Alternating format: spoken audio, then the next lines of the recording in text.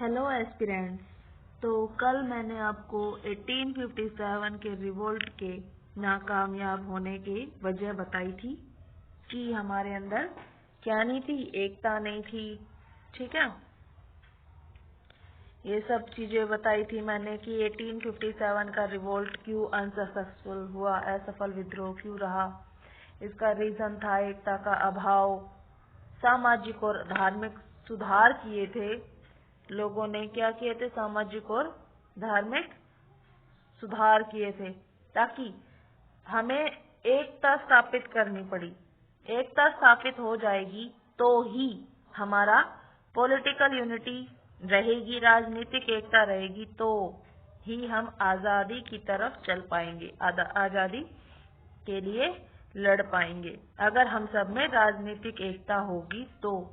ठीक है, ये देखिए, हम सब ने देखा था कि इंडियन नेशनल कांग्रेस कब बनी थी? 1885 में बनी थी। भारतीय राष्ट्रीय कांग्रेस की स्थापना कब हुई थी? 1885 में हुई थी। क्योंकि यहाँ पर अब तक इस टाइम पीरियड तक हमारे पास में एक यूनाइटेड पॉलिटिकल प्लेटफॉर्म आ गया था, भारतीय राष्ट्रीय कांग्रेस आ गया था, संयुक्त राजनीतिक मंच हमें मिल गया था इंडियन नेशनल कांग्रेस के रूप में। कब मिला था? 1885 के रूप में। और हम सब ने देखा था कि पढ़ा लिखा मध्य वर्ग ने ये राष्ट्रवाद का विचार लेके आए थे, पढ़े लिखे मध्य वर्ग के लोग।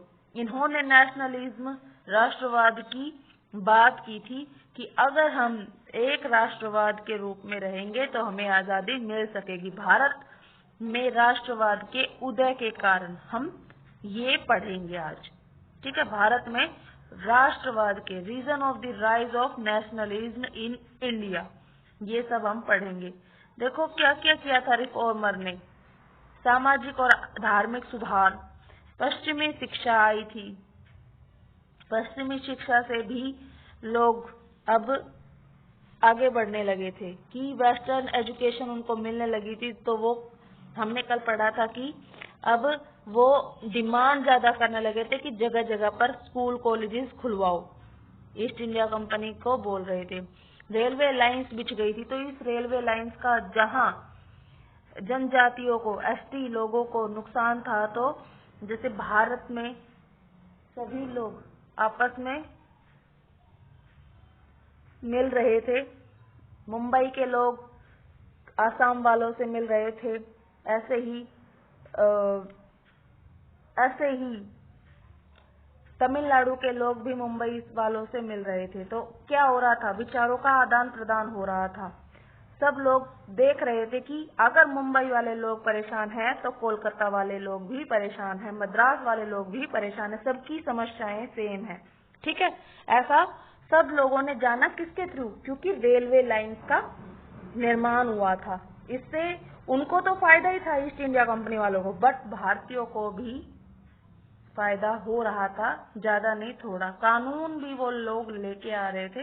देखिए क्या क्या कानून आए थे। 1878 में 1878 का वर्नाकुलर प्रेस एक्ट आया था। देसी भाषा प्रेस अधिनियम, ये क्या था? ये था प्रेस की फ्रीडम को समाप्त करने वाला, प्रेस की फ्रीडम को हिंडर करने वाला। किसने लगाया था? लॉर्ड लिटन ने लगाया था। लॉर्ड लिटन ने। उस टाइम पर कौन थे गवर्नर जनरल? लॉर्ड लिटन। ये इम्पोर्टेंट है। जो लोकल लैंग्वेजेस में न्यूज़पेपर छप रहे थे और उन न्यूज़पेपर में अगर ईस्ट इंडिया कंपनी के खिलाफ प्रचार था तो उन लोकल लैंग्वेजेस के न्यूज़पेपर को बंद करने के लिए ये एक्ट लाया गया था। कब लेके आया गया था? 1878 में लेके आया गया था। वर्नाक्यूलर प्रेस एक्ट लेके आया गया था, देसी भाषा प्रेस एक्ट। ये मुख्यतः सिर्फ और सिर्फ ईश्वर चंद्र विद्यासागर के न्यूज़पेपर के लिए लेके आया गया था। ईश्वर चंद्र विद्यासागर जो विधवा पुनर्विवाह के लिए लड़ रहे थे, जहां एक तरफ अपने हिंदुस्तानी भाइयों से लड़ रहे थे, वहीं दूसरी तरफ में वो ईस्ट इंडिया कंपनी के बारे में भी जागरूक कर रहे थे लोगों को। तो ईस्ट इंडिया कंपनी वाले भी उनको पसंद नहीं करते थे। उनके न्यूज़पेपर का नाम क्या था? उनके न्यूज़पेपर का नाम था सोम प्रकाश। ये हमने कल देखा था। ठीक है, सोम प्रकाश के लिए यह एक्ट विशेष रूप से लाया गया था। किसके लिए लेके आया गया था? अगर क्वेश्चन आता है, ये क्वेश्चन आया हुआ है, देखो मैंने डबल मार्क कर रखा है अपने नोट्स में। ईश्वर चंद्र विद्यासागर के न्यूज़पेपर का नाम था सोम प्रकाश, और उस सोम प्रकाश न्यूज़पेपर के लिए यह एक्ट लेके आया गया था। कब? 1878 में वर्नाक्यूलर प्रेस एक्ट।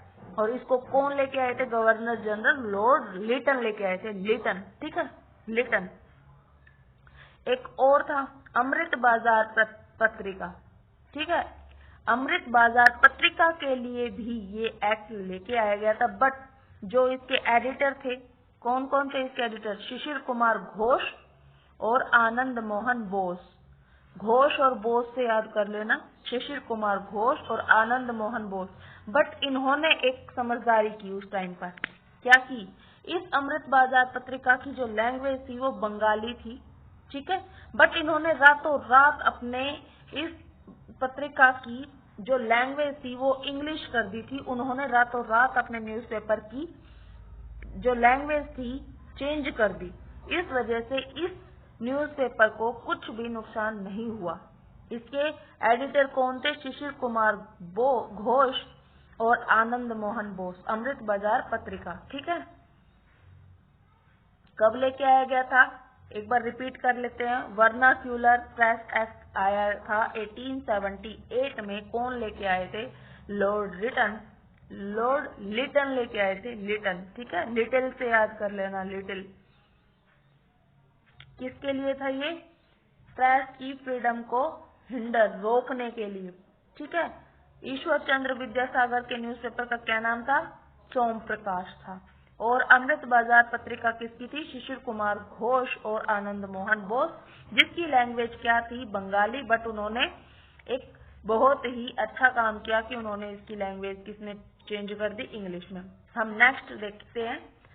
इसी साल में 1878 में आर्म्स एक्ट आया गया था। शस्त्र अधिनियम लेके आए थे। ये भी लॉर्ड लिटन ही लेके आए थे। कौन लेके आए थे? लॉर्ड लिटन ही लेके आए थे।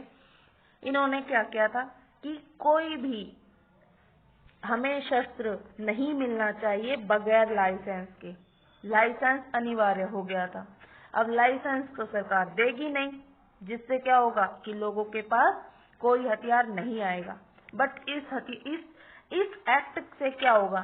सोचो, अगर जहाँ पे सिख कम्युनिटी के लोग रहते हैं, जिनके पास कृपाण रखना उनका एक राइट है, जिनको कृपाण रखना अनिवार्य है, तो उस देश में तलवार रखना अनिवार्य, उस देश में ऐसा एक्ट काम करेगा? नहीं करेगा। लाइसेंस कंपल्सरी इन्होंने लगा दिया ताकि किसी के पास में भी हथियार ना मिले। और इन शस्त्र में भी उन्होंने ये डिफाइन नहीं किया कि किस तरह के शस्त्र नहीं होने चाहिए लोगों के पास। वो कभी भी इस एक्ट का सहारा लेकर कभी भी किसी के भी घर में छानबीन करने घुस जाते थे ईस्ट इंडिया कंपनी के लोग। ठीक है, तो ये एक्ट भी एक बहुत बड़ा रीजन बन रहा था। आगे देखो क्या आया। 1883 में इल्बर्ट बिल आया। ये एक और रीजन था जो हमें यूनिटी की तरफ लेके जा रहा था। ये सबसे बड़ा मेन कारण था इल्बर्ट बिल में, जो हमें यूनिटी की तरफ सोचने के लिए मजबूर कर रहा था। क्या? देखो, इल्बर्ट बिल कब आया था? ये आया था लॉर्ड रिपन के काल में। 1878 में थे लॉर्ड लिटन और ये है रिपन। ठीक है, याद रखना। इल्बर्ट विधेयक, ये कानून बन ही नहीं पाया। ये एक विधेयक ही रह गया। क्या रह गया? एक विधेयक ही रह गया। ये कानून बन ही नहीं पाया। क्या था इसमें? देखिए, इसमें क्या था? पहले क्या होता था कि एक इंडियन जज सिर्फ इंडियंस के ही मुकदमे को सुन सकते थे, सिर्फ और सिर्फ इंडियंस के मुकदमे को। और ब्रिटिश जज क्या करते थे, ब्रिटिश जज की इतनी पावर थी कि वो ब्रिटिशर्स के भी, यूरोपीय लोगों के भी मुकदमे सुनते थे और इंडियंस के भी। बट इस बिल से क्या हुआ कि ब्रिटिश जज और इंडियन जज की जुडिशियल पावर इक्वल करने के लिए ये बिल लाया गया था, कहाँ, यूरोप में। बट इस बिल का किसने विरोध किया, किसने विरोध किया? इस बिल का विरोध करने वाले थे ब्रिटिशर्स, ठीक है। स्वयं ब्रिटिशर्स ने इसका विद्रोह किया। Britishers opposed this bill, Britishers opposed this bill. तो ये बिल ही रह गया। तो लोगों ने सोचा कि अगर ऐसा हो सकता है, देखो यूरोप में एकता थी, उन्होंने किया इसका विरोध, तो ये बिल ही रह गया, ये कानून बन ही नहीं पाया। तो इसी कारण से यहाँ पर क्या बनेंगे, इसी कारण से क्या बनेंगे, यहाँ क्या बन जाएगी 1885 में। देखो इसके तुरंत 2 सालों के बाद ही क्या बन जाएगी, हमारी भारतीय राष्ट्रीय कांग्रेस की स्थापना हो जाएगी, इंडियन नेशनल कांग्रेस की स्थापना हो जाएगी। ये हमने देखा था इंडियन नेशनल कांग्रेस बनने तक का सफर। अब हम कल की क्लास में इससे आगे इसकी बैठक, इसकी हेड, इसके अध्यक्ष और कहाँ कहाँ इसकी मीटिंग हुई, ये सब हम कल सीक्वेंस से पढ़ना शुरू कर देंगे कल से, और एक अच्छे तरीके से समझ के साथ हम इन क्लासेस को लेंगे। आपसे भी ये निवेदन है मेरा कि प्लीज लाइक शेयर करना ना भूलें और सब्सक्राइब करें। Thank you, bye bye.